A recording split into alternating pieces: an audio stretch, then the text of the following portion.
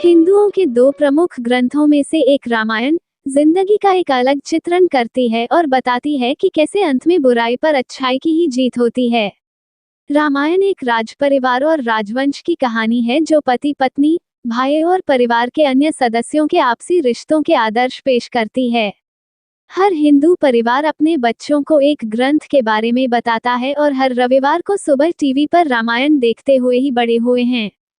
हिंदू संस्कृति न केवल रामायण को मानती है बल्कि रामायण की सीख को जीवन में भी उतारती है और हिंदुओं का सबसे बड़ा त्योहार दिवाली इसलिए मनाया जाता है कि इस दिन राजा राम अपनी पत्नी सीता और भाई लक्ष्मण के साथ राक्षस रावण को मारकर अयोध्या लौटे थे। राम की वनवास से घर लौटने की कहानी हमें बहुत कुछ सिखाती है और इसमें इतने घटनाक्रम हुए जो हमारे लिए एक मार्ग प्रशस्त करते हैं। हम बताते हैं आपको रामायण की कुछ बड़ी सीख। 1. बुराई पर अच्छाई की जीत। रामायण की सबसे बड़ी सीख है कि बुराई पर हमेशा अच्छाई की ही जीत होती है। जिस तरह माता सीता पर रावण ने बुरी नजर डाली और अंत में भगवान राम ने रावण को पराजित कर सीता को वापस पा लिया। कहानी का सार है कि बुराई कितनी भी शक्तिशाली या बड़ी क्यों ना हो, लेकिन अपनी अच्छी नीयत और गुणों के कारण सच्चाई की ही जीत होती है। 2. विविधता में एकता। रामायण की एक बड़ी सीख है विविधता में एकता। इस महाकाव्य में राजा दशरथ की तीनों रानियों और चारों बेटों का चरित्र अलग अलग होता है, लेकिन इस विविधता के बावजूद उनमें किस तरह की एकजुटता रहती है, ये हर परिवार के लिए दुख के समय से बाहर निकलने की सीख है। 3. ऐश्वर्य से बढ़कर रिश्ते। भाइयों का ऐसा प्यार जहां लालच, गुस्सा या विश्वासघात घर नहीं कर पाया, ये एक बड़ा उदाहरण है। एक और जहां लक्ष्मण ने 14 साल तक भाई राम के साथ वनवास किया, वहीं दूसरे भाई कैकेयी के पुत्र ने राजगद्दी के अवसर को ठुकरा दिया। इसके बजाय उन्होंने भगवान राम को उन्हें माफ करने और राजकाज संभालने का आग्रह किया, क्योंकि इस पर राम का ही हक था। भाइयों के प्यार की ये सीख हमें लालच और सांसारिक सुखों के बजाय रिश्तों को महत्व देने के लिए प्रेरित करती है। 4. अच्छी संगति का महत्व। ये ग्रंथ हमें अच्छी संगति के महत्व को बताता है। कैकेयी राम को अपने पुत्र राम से ज्यादा चाहती थी, लेकिन दासी मंथरा की बुरी सोच और गलत बातों में आकर वह राम के लिए 14 वर्षों का वनवास मांग लेती है। इसलिए हमें सीख मिलती है कि हमें अच्छी संगति में रहना चाहिए ताकि नकारात्मकता हम पर हावी ना हो। 5. सच्ची भक्ति और समर्पितता। हनुमान जी ने भगवान राम के प्रति अटल विश्वास और प्यार का परिचय दिया। उनकी अपार लगन और भगवान राम के प्रति निस्वार्थ सेवा हमें सिखाती है कि एक दोस्त की जरूरत के समय किस तरह मदद की जाती है। ये बताती है कि हमें अपने आराध्य के चरणों में बिना किसी संदेह के अपने आप को समर्पित कर देना चाहिए। जब हम अपने आप को उस सर्वव्यापक के चरणों में समर्पित कर देते हैं, तो हमें निर्वाण या मोक्ष की प्राप्ति होती है और जन्म मरण से छुटकारा मिलता है।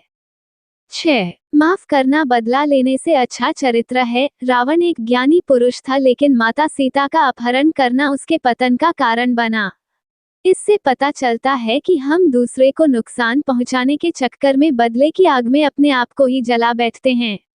अपनी बहन शूर्पणखा की लक्ष्मण द्वारा बेइज्जती करने पर रावण उसके भाई राम को सबक सिखाने की सोचता है और क्रोध, विश्वासघात और प्रतिशोध के खुद के जाल में खुद ही उलझ जाता है।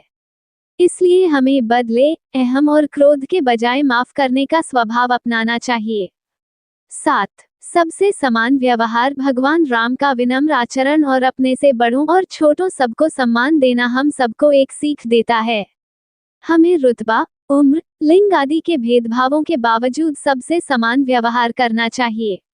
हमें पशुओं से भी प्यार और दयालुता से पेश आना चाहिए। सच्चा मानव वही है जो सबसे समानता से पेश आता है। 8. भगवान की सच्ची सेवा। राम के वन जाने से पहले लक्ष्मण और उनकी मां सुमित्रा के बीच संवाद होता है, जहां वे लक्ष्मण को राम और सीता के साथ आचरण की शिक्षा देती हैं। तब वे बताती हैं कि भगवान की सच्चे मन से सेवा करनी चाहिए, क्योंकि ये ही मुक्ति का द्वार है। सुमित्रा कहती हैं कि हे लक्ष्मण, तुम चाहे राम और सीता के साथ कहीं भी रहो, लेकिन जहां राम है वहीं पूरी अयोध्या है। वे लक्ष्मण को अपनी क्षमता के अनुसार भगवान की सेवा करने के लिए कहती हैं, क्योंकि यही सबसे बड़ा काम है और जीवन का सबसे बड़ा उद्देश्य है। 9. भगवान में विश्वास की शक्ति। राम, लक्ष्मण और वानर सेना द्वारा भारत और श्रीलंका के बीच तैयार किया गया पुल चमत्कार की ही निशानी है। जिस तरह से भगवान का नाम लिखने से ही पत्थर तैरने लगे, ये भी एक बड़ी सीख है कि जिस भगवान का नाम लेने से सब लोग पुल से सागर पार कर गए, वैसे ही उसका नाम लेने से इस भवसागर से पार हो सकते हैं और हर क्षेत्र में जीत हासिल कर सकते हैं। 10. प्यार और दया। भगवान राम प्यार, दया और सकारात्मकता की प्रतिमूर्ति हैं और यदि हम में से कोई भी 10% भी अपने दैनिक जीवन में उतार लेता है तो वो खुशहाल और संतुष्ट जीवन जी सकता है। उनका शांत और दया भाव से एक पुत्र, पति, भाई और एक राजा की जिम्मेदारियों का निर्वहन करना हमें आपसी प्रेम और सम्मान जैसे मानवीय गुणों से अवगत कराता है। समाज की बुराइयों पर जीत हासिल करने के लिए हमें आज के जमाने में रामायण की सीख को उतारने की आवश्यकता है।